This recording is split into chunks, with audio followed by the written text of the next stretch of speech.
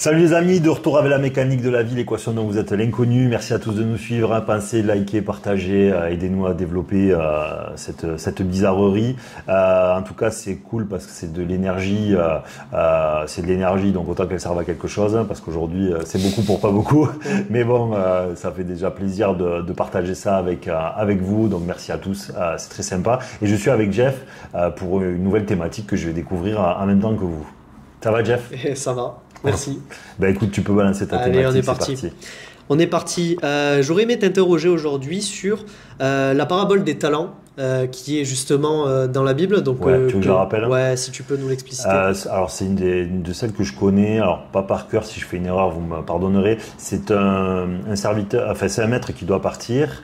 Il me semble que c'est ça. Et donc, il a 3 serviteurs. Et donc, à chacun, il laisse un talent qui est une pièce d'or, il me semble. Donc, il en laisse 3 à un de ses serviteurs, 2 à un autre et un au dernier.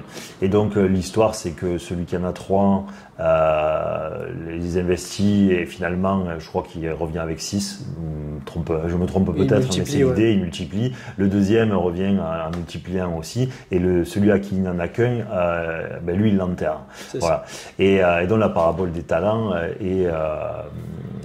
est celle-ci, voilà. Et donc, elle est soumise à interprétation comme toutes les paraboles, et c'est ça qui est intéressant. Et donc, c'est là-dessus, apparemment, que tu voudrais qu'on discute. Donc, je présume qu'il y a des questions pour donc, il y a la fin de la parabole aussi qui compte assez.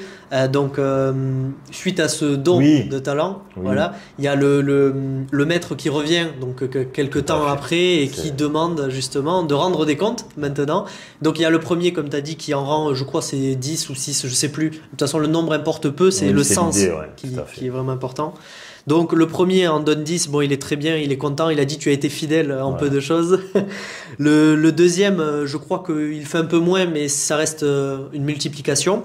Et le dernier l'a enterré, comme tu l'as dit, et lui rend son talent parce qu'il lui dit par peur de le perdre, je l'ai épargné et je te le rends. Et là, il l'engueule un peu sans faire d'interprétation. Tout à fait, voilà. Exactement. Donc j'en viens à ma question. Par ces talents, on comprend qu'on peut parler du capital spirituel qui nous est donné dès la naissance ou que l'on développe au fur et à mesure du temps. Est-ce que toi, tu pourrais nous expliquer pourquoi il est dit qu'il ne faut pas garder son talent? Parce que logiquement, on pourrait s'interpréter et se questionner et se dire en fait, il lui a rendu ce qu'il lui a donné. Aujourd'hui, ça nous semble juste. Oui, tout à fait. Pour moi, c'est la parabole des talents. Si vous voulez, elle est là pour expliquer que la vie est une prise de risque. C'est un rappel à la vie est une prise de risque. Et vraiment, est maudit celui qui ne prend pas de risque, parce que c'est celui qui fait un refus d'incarnation. C'est-à-dire, il est venu sur Terre et il s'est dit non, moi je vais rien faire en fait. Moi, je vais garder mon petit acquis et je ne vais pas le développer. Ce qui est un non-sens parce que tout ce qui fait ça dans la nature meurt, dans le monde biologique, dans le monde végétal. Tout ce qui ne se développe pas meurt parce que comme il est en concurrence avec quelque chose qui lui se développe, il se condamne lui-même à mourir. Donc, la parabole des talents est là pour nous inspirer, elle est là pour nous élever, elle est là pour nous rappeler finalement que le chemin est celui de la prise de risque, est celui du changement, est celui de l'opportunité et que l'inverse finalement de stagner, l'immobilité est punie parce qu'elle est l'inverse des lois de l'univers puisqu'elle n'est pas dans l'élévation. N'oubliez pas, le but de la vie, c'est de cheminer, c'est de s'élever, c'est d'aller vers la lumière. En fait, c'est donc de comprendre des phénomènes complexes. Et le refus finalement de faire ça fait qu'on reste et qu'on stagne. Et c'est un non-sens à toutes les lois de l'univers. C'est pour ça que la parabole des talents est une validation de ce que l'humain a à faire sur Terre. Et aujourd'hui, nous sommes dans une société où nous ne voulons plus prendre de risques. D'ailleurs, le risque n'est plus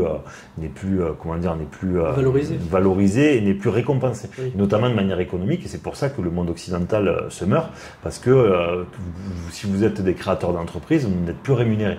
Voilà, vous ne pouvez plus gagner votre argent en créant et en prenant des risques. Si bien qu'en fait, on s'abandonne tous, en tout cas pour beaucoup, au salariat, parce que nous voulons le confort de la sécurité, puisque la prise de risque de la création n'est plus récompensée. Voilà. Ok.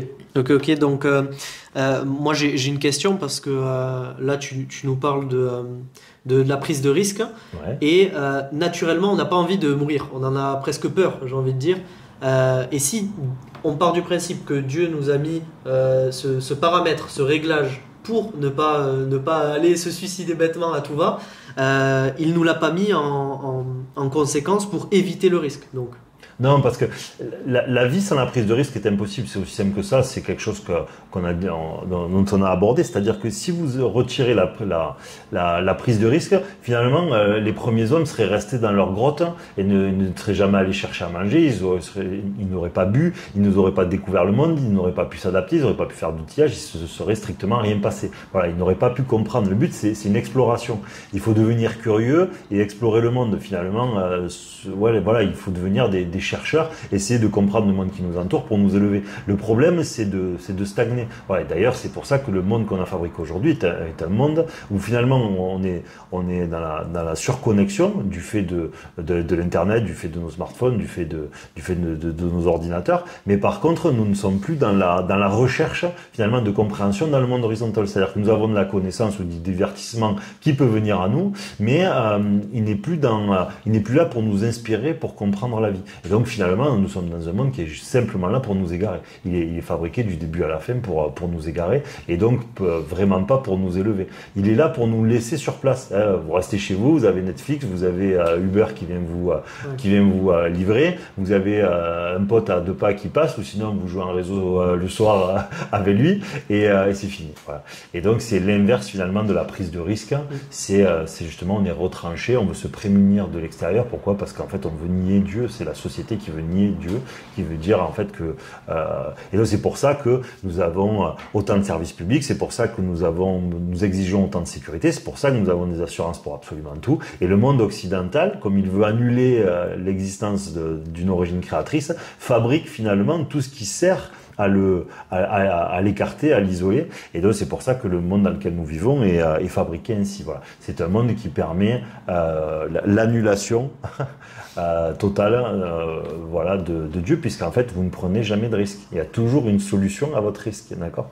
Votre voiture elle a des airbags, donc si vous la prenez, elle va faire comment ça s'appelle là, accordéon quand vous allez avoir un crash test, voilà, pour que vous soyez suffisamment courageux pour la prendre. Le réseau va être suffisamment propre. Pourquoi? Pour que vous consommiez finalement le monde horizontal. Ça nous permet de consommer le monde horizontal sans avoir besoin de Dieu. Comprenez. Si demain vous prenez votre bagnole, vous avez une chance de mourir. Ben, soit vous allez arrêter la voiture, d'accord? Soit finalement vous allez dire bon, mais Seigneur, je suis obligé de la conduire. Donc admettons, on enlève la voiture, je suis obligé de marcher à pied pour aller chercher à boire, mais il y a des fauves, mais il y a des trous, mais il y a des brigands. Bon, mais si vous n'avez pas la foi, vous êtes marrant. Parce que vous allez mourir soit de soif, soit en chemin. Donc il ne vous reste plus que Dieu pour vous référer, vous voyez. Alors après, vous pouvez nier, vous devenez un guerrier, et vous dites que vous êtes guerrier, que ça suffit, et vous n'avez aucun référentiel, si vous voulez. Mais dans le fond, c'est comme ça que ça fonctionnerait. C'est au bout d'un moment, quand les gens, même souvent quand on est athée, etc., quand vous êtes acculé, quand vous êtes malade gravement et que c'est la fin, vous avez énormément de gens qui se retournent vers la prière ou vers Dieu, parce que finalement, ils essayent de trouver un sens à leur existence, et ils essayent surtout de trouver une force qu'ils n'ont plus. Voilà. Et donc, ils la trouvent à travers la foi. Et donc, tout est organisé justement pour nier cette prise de risque, qui est vraiment quelque chose qu'il faut comprendre, parce que ça fait partie intégrante de la vie. Donc c'est trouver un juste milieu. Il faut pas rester intact et il faut pas devenir non plus quelqu'un qui ne fait que prendre des risques, parce que souvent ceux qui ne font que en prendre aussi ont des tempéraments suicidaires. Il faut faire attention. Alors il y a suicidaire au sens strict, parce qu'il y a des gens, les casse-cous souvent ont beaucoup d'autodestructifs dans leur empreinte familiale, dans leur dette familiale. Il y a beaucoup de destructifs chez eux. Donc en fait, parce qu'ils sont courageux, mais en fait non, ils sont autodestructeurs à mort, voilà. Et ou sinon ils cherchent la reconnaissance, voilà. Donc il y a des moteurs négatifs derrière, mais simplement, voilà, c'est pour comprendre qu'il faut trouver un juste milieu entre la prise de risque, qui est une nécessité dans l'existence, mais en même temps d'être suffisamment réfléchi pour pas faire de conneries plus grosses que nous, ou pour pas être dans le moteur justement de la souffrance, de la réparation, mais ça qui colle à d'autres sujets. Voilà. Ce qui est complexe, c'est que plus vous allez voir les lois de l'univers, plus finalement dans chaque situation, vous allez devoir en prendre plusieurs. Parce que là, ce que je dis est en opposition avec d'autres choses que j'ai dites précédemment. C'est-à-dire que dans la mécanique de la vie, on vous dit d'être conscient, ça veut dire de réfléchir, mais en même temps, il faut que vous preniez des risques. ce qui en théorie est complètement opposé, vous voyez. Mais parce que c'est ce que je me tue à expliquer, c'est que la vie est ainsi. C'est-à-dire que c'est la recherche du curseur parfait dans chaque situation, dans chaque instant. Parce que vous êtes là pour tirer le meilleur, la quintessence finalement de l'instant et du comportement en toutes circonstances. Voilà. Bon là, quand je le dis sur le papier, vous dites, mais attends, mais je vais vivre au calme. Non, mais c'est après, ça se fait inconsciemment et puis la plupart du temps, vous n'avez juste qu'à profiter. Mais il y a des moments qui sont un peu plus clés et dans ces moments qui, eux, sont un peu plus clés, il est intéressant justement de se dire qu'est-ce qui serait le mieux à faire ou quel serait le meilleur comportement à adopter ou la meilleure chose à faire dans cette situation. Voilà, ce n'est pas à répéter de manière permanente. Il faut vivre aussi avec une légèreté de circonstances, en tout cas. Voilà. Ouais, c'est important de le dire que c'est très lent, toutes ces évolutions, c'est du millimètre par millimètre, mais il faut se lancer et il faut y penser, c'est ça. Il a raison de le préciser parce que je le dis pas tout le temps, on vient chercher des millimètres. Ce qui est important, c'est de chercher l'amélioration. Qu'elle prenne des années, on s'en fout. Les choses ne se font pas rapidement. Ce sont des choses qui se font petit à petit et tout d'un coup, vous êtes pas aperçu, vous avez pris une couche complète en fait. Et il s'est écoulé 2 ans. Mais au millimètre, vous savez par exemple ceux qui connaissent le sport, la musculation et tout, vous avez la musculation, après une séance, vous n'avez pas pris de muscles. Visuellement, au pire, vous êtes un peu congestionné, c'est-à-dire vos muscles sont encore gorgés de la séance, mais vous n'avez pas pris de muscles. Donc c'est quelque chose de très lent. Donc finalement, pour prendre 1 centimètre de tour de bras, vous allez peut-être y aller 100 fois. Donc 100 fois 1 centimètre divisé par 100, ça fait pas beaucoup. Donc ça veut dire que c'est pas perfectible à l'œil à chaque fois que vous y allez. Et pourtant, vous y allez parce que vous savez que dans le futur, ça va gonfler.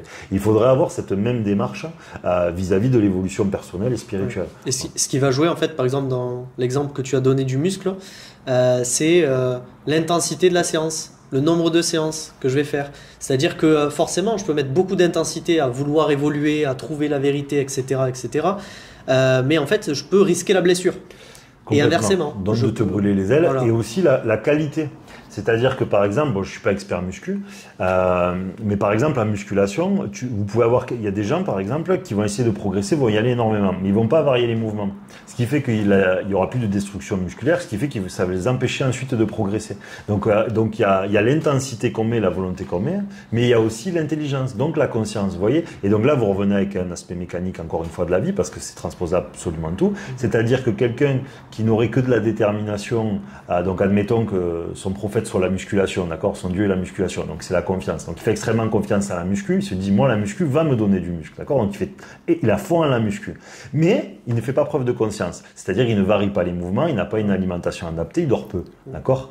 Qu'est-ce qui va se passer? C'est que il va produire énormément d'efforts parfois pour la muscu, mais ces efforts ils vont être très peu récompensés finalement parce qu'il nie toute une partie des phénomènes du monde physique.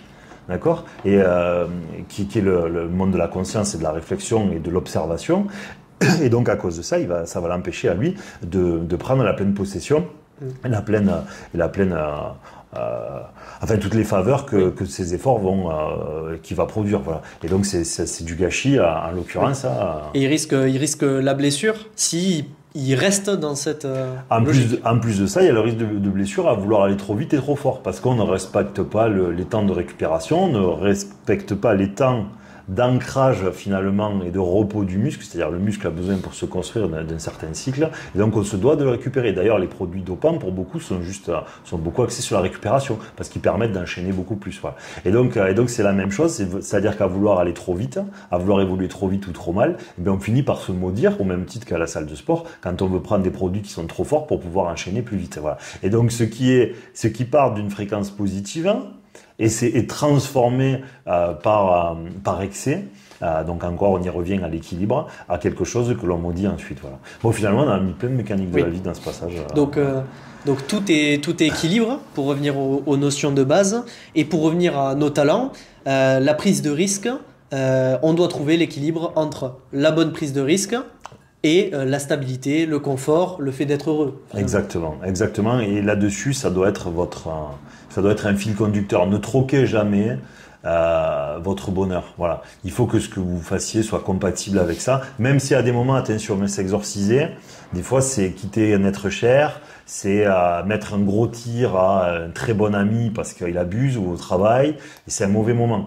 Mais c'est un très bon investissement parce que la quantité si je puis dire, de positif qui va en émaner derrière, va être infiniment plus volumineuse que le négatif que ça distillait tous les jours. Vous voyez, par exemple, vous avez un collègue de travail qui est extrêmement envahissant, il n'est pas méchant, donc vous lui dites pas dégage, mais au quotidien, comme il est pesant, il vous distille un peu de venin tous les jours, vous voyez. Et comme vous êtes gentil, vous voulez pas le vexer, vous vous taisez. Mais à la fin, il vous contamine, vous voyez, alors qu'il veut pas mal faire. Donc vous êtes obligé normalement, par volonté de vous exorciser de lui, de faire une chose ou une autre pour le mettre à jour et que ça change. Ce qui ne veut pas dire forcément être méchant, mais il faut l'expliquer que ça ne vous convient pas. Voilà. Et s'il comprend pas, vous augmentez le taux. Voilà. Donc ça, c'est très très important pour être fidèle à vous-même et pour pas ouvrir la vanne de l'auto destruction lente, voilà, si je puis dire. Voilà. Donc il y a des moments où ça va être pas agréable, évidemment. Hein, donc, Ce qui est sympa aussi sur cette chaîne mécanique de la vie, c'est qu'on peut se baser sur des observations, sur les tiennes en l'occurrence, et alors sur les miennes dans ce cas, j'ai observé que tout le monde peut l'observer, qu'aujourd'hui la société elle est dans ce confort, dans cette substitution, voilà, c'est incroyable. Demain, je veux commander 10 steaks hachés, je les ai chez moi, quoi. Il n'y a aucun souci. Carrément. À la préhistoire, c'était pas la même histoire, justement. Donc, est-ce qu'il n'y a pas une forme de rééquilibrage entre toutes ces années où l'homme n'a rien eu, a été dans la galère, et aujourd'hui, un nouveau paradigme, en fait. Bien sûr, parce que c'est la pyramide de Maslow.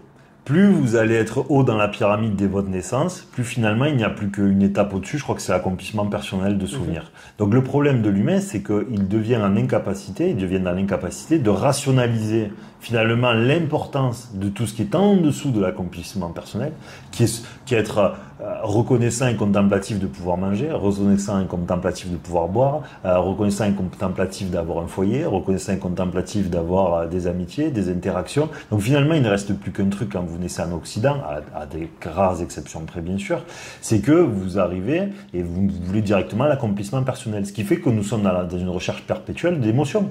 Parce que l'accomplissement personnel, c'est je veux du bonheur, je veux du bonheur, je veux du bonheur.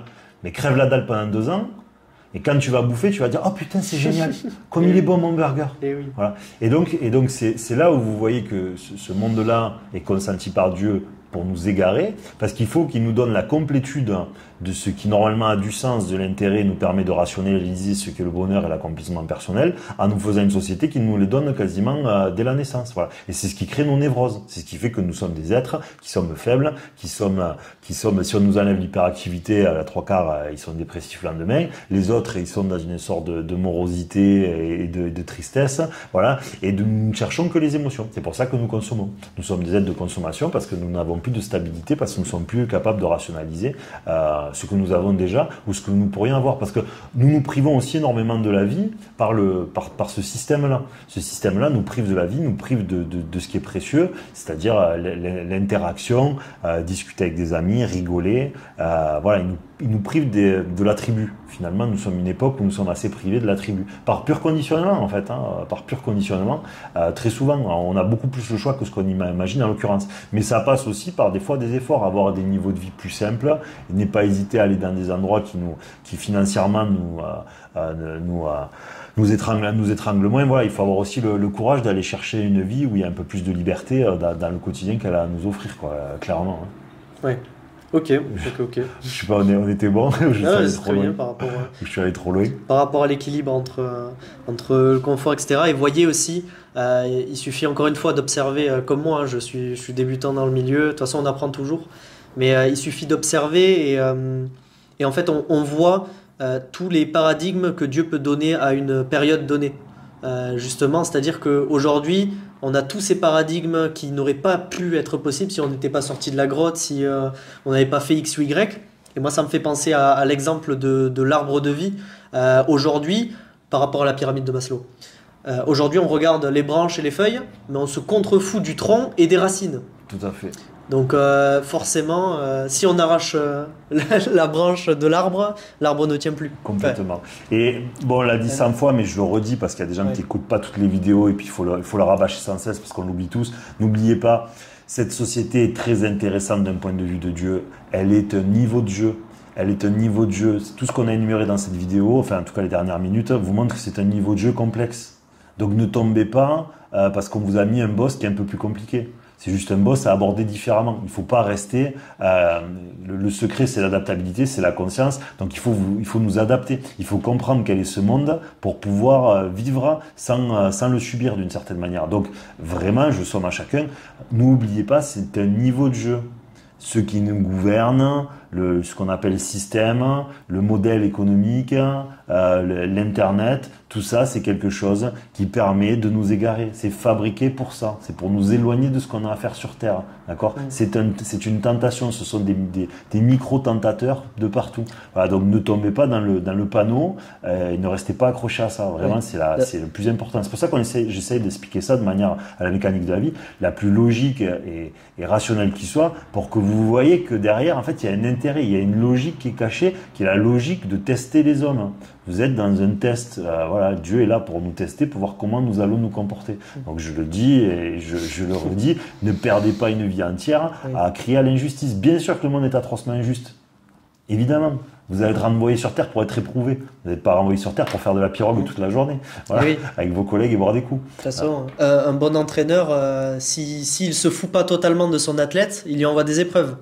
Et il va vous faire aller de plus en plus dans le dur. Il va vous faire aller au maximum de ce qu'il peut vous faire aller. Il va vous faire monter des escaliers toute la journée, alors que vous, votre sport, c'est le badminton. Voilà. Mais il veut que vous soyez réactif sur les appuis bas. Voilà. Je dis ça, ça fiche remarquer. Mais ça me paraît tout à fait plausible. Voilà. Donc vraiment garder ce truc-là à l'esprit, parce qu'il y a beaucoup de gens qui nous suivent. Aujourd'hui, on est à une époque où on s'insurge énormément socialement, politiquement, et il y a de quoi. Hein. La question elle n'est pas là. C'est pas moi qu'il faudrait le dire. Hein. D'accord, un pays comme la France, vous avez 150% de dette. Vous allez au supermarché avec 50 €, vous partez avec de merde.